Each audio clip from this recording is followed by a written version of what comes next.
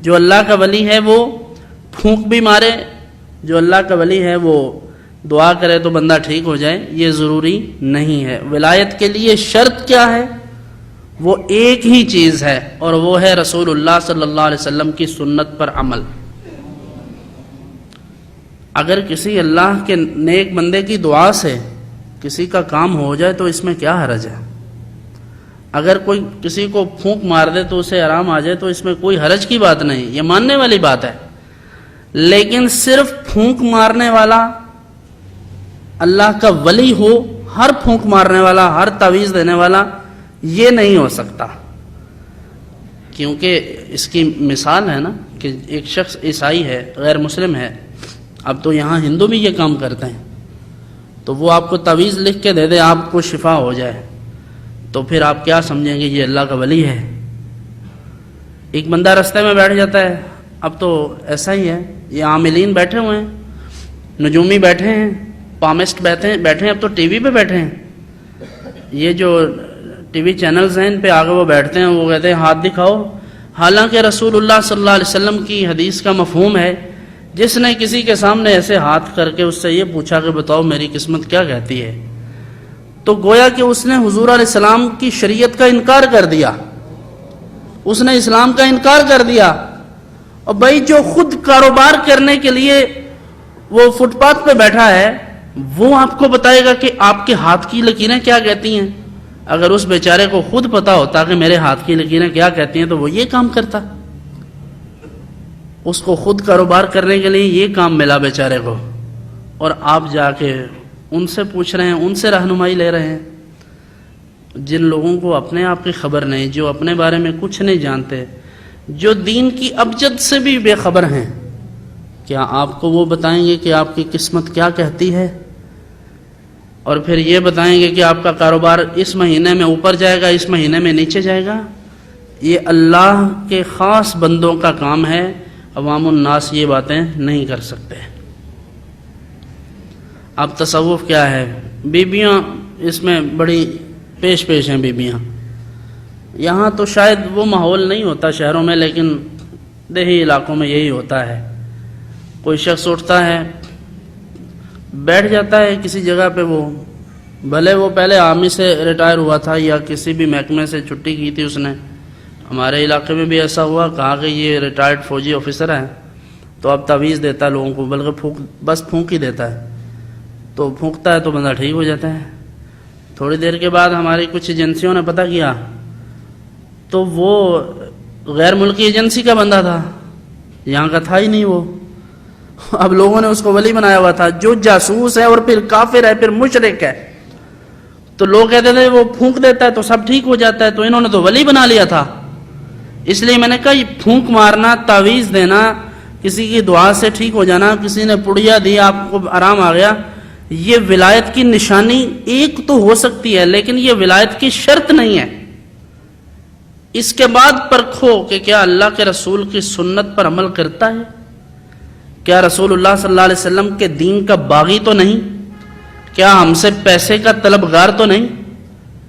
کیونکہ اب تو لوگوں کو پیر بھی وہ چاہیے نا جو ایک ایس ایم ایس پہ ہی حاضر خدمت ہو جائیں، تو پھر مرید تو وہ ہوا بیچارہ جو حاضر خدمت ہو جاتا ہے، پیر تو آپ ہوئے۔ نہیں سمجھے بات؟ لوگ یہی چاہتے ہیں نا، ایک کال کریں حضرت آ جائیں ذرا، حضرت آ جاتے ہیں، کیونکہ پیسہ چاہیے نا۔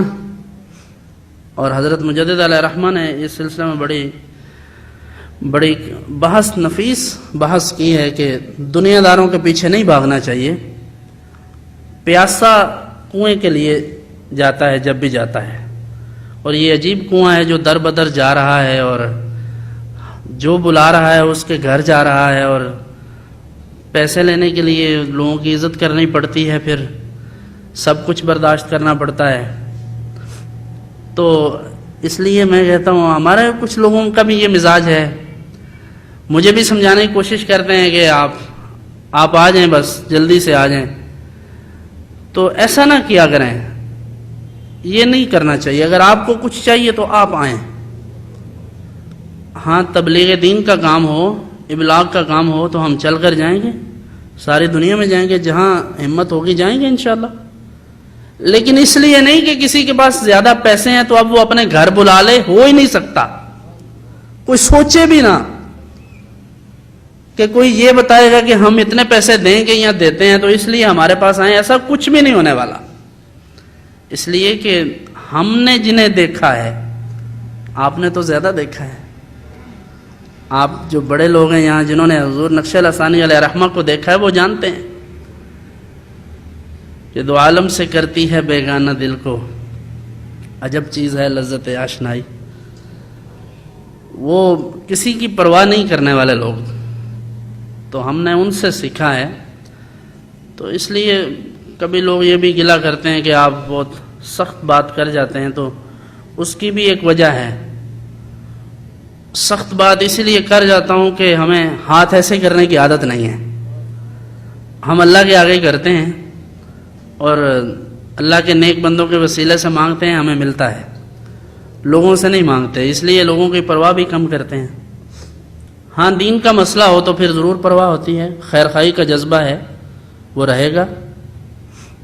تو اس لیے یہ عرض ہے کہ آج تصوف روحانیت اس چیز کا نام ہے کہ آپ کسی سے کہیں جناب دعا کر دیں میرا کام ہو جائے، کام ہو گیا تو آپ اندھے ہو کے اس کے پیچھے چل پڑے. آپ نے کبھی یہ سوچا ہی نہیں کہ اللہ کے رسول صلی اللہ علیہ وسلم کا اس سلسلے میں کیا حکم ہے. اگر صرف یہ بات بتانے سے ولایت حاصل ہو جاتی ہے تو پھر ابن سیاد کو بھی تو مان لیں. احادیث میں یہ موجود ہے، اس نے رسول اللہ صلی اللہ علیہ وسلم سے کہا تھا، بلکہ وہ تو عام باتیں کرتا تھا نا، کہتا تھا میں غیب جانتا ہوں، مجھے پتہ چل جاتا ہے کیا ہونے والا ہے. اب وہ یہودی کا بچہ تھا، مشکات وغیرہ میں یہ حدیث موجود ہے. حضور صلی اللہ علیہ وسلم ایک دن تشریف لگے، وہ بچوں میں کھیل رہا تھا، حضور نے پیچھے سے اس کی کمر پہ ہاتھ مارا. اب چونکہ اس کا دعویٰ یہ تھا کہ میں جانتا ہوں غیب، حضور نے فرمایا تجھے پتہ کیوں نہیں چلا کہ میں آ رہا ہوں پیچھے سے. اب حضور علیہ السلام نے اسے دبانا تھا، مطلب اس کی بات کو جھوٹا کرنا تھا، تو وہ ثابت ہوا کہ وہ غلط کہتا تھا. لیکن یہ بھی حقیقت ہے کہ وہ واقعتاً کچھ چیزیں جان لیتا تھا. اور اس کی مثال، بھائی یہ سائلنٹ کریں موبائل تھوڑی دیر کے لیے، آپ لوگ سائلنٹ کر دیں، آف کر دیں. تو حضور اکرم صلی اللہ علیہ وسلم نے اس سے پوچھا تھا، اس نے کہا ہاں میں جانتا ہوں، مجھے پتہ چل جاتا ہے باتوں کا. تو حضور نے فرمایا تھا بتاؤ میں نے کیا سوچا ہے. اب آپ اندازہ کریں، آج کوئی شخص یہ دعویٰ کرے آپ کے یا میرے سامنے، تو یہ کوئی بڑی بات نہیں ہے. ہمارے سامنے کوئی بھی دعویٰ کر سکتا ہے کہ کل کیا ہونے والا ہے، بارش ہوگی نہیں ہوگی، فلاں کام ایسے ہو جائے گا، کاروبار بند ہو جائے گا. تو حضور صلی اللہ علیہ وسلم نے فرمایا بتاؤ. اس نے کہا دخ، هو الدخ، هو الدخ. اب یہ کیا ہے؟ آیت تھی یوم تأتی السماء بدخان مبین، یہ حضور نے سوچی تھی، اور اس میں لفظ تھا دخان. دخان عربی میں دھوئیں کو کہتے ہیں، تدخین لکھا ہوتا ہے. یہ جو متحدہ عرب امارات میں یا گلف میں رہتے ہیں انہیں پتہ ہے کہ ممنوع التدخین لکھا ہوتا ہے، کہ یعنی سگریٹ نوشی منع ہے. تو یہ دخان اسی سے ہے. تو کہا کہ ہوا دخ، وہ دخ ہے. پورا نہیں بول سکا لیکن اشارہ دے دیا کہ جو آپ نے سوچا اس میں لفظ دخان موجود ہے. اب یہ کون کہہ رہا ہے؟ یہودی کا بچہ. اور کس کے سامنے؟ مالک کونین کے سامنے. اب حضور علیہ السلام کے سامنے وہ اتنا بڑا دعویٰ کر دے تو آج اگر کوئی شخص یہ کہہ دے کہ آپ کا یہ نام ہے، آپ یہ کرتے ہیں، تو یہ کوئی عجیب بات ہے. اور بھائی یہ تو یہودی بھی کر لیتے ہیں. کرنے کا کام اللہ کے رسول صلی اللہ علیہ وسلم کی سنت پر عمل ہے، وہ شریعت کا اتباع ہے جو نہیں ہو سکتا ہر ایک سے، وہ کرنے کا کام ہے. حضرت مجدد الفسانی علیہ الرحمہ اس سلسلہ میں ہماری رہنمائی فرماتے ہیں، اور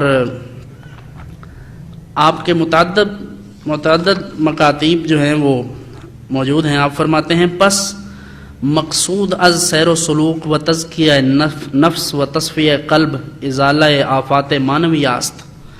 و امراض قلبیہ کے کریمہ فی قلوبہم مرض مشعر از آنست تا حقیقت ایمان متحقق شود باوجود این آفات اگر ایمان است بحسب ظاہر است. اگر دل کی بیماریاں اسی طرح رہیں. اب تصوف کیا ہے؟ باطن کو صاف کرنے کا نام ہے. تصوف باطن کو صاف کرنے کا نام ہے. غیبت، حسد، چغلی اور ریاکاری، تکبر، برائی یہ بندے کے اندر سے ختم ہو جائے. حضرت مجدد فرماتے ہیں یہ ساری چیزوں میں سے اگر کچھ باقی رہ گیا تو اس کا مطلب ہے کہ ایمان صرف ظاہری طور پر ہے، ایمان اندر کا اصل ایمان نہیں ہے.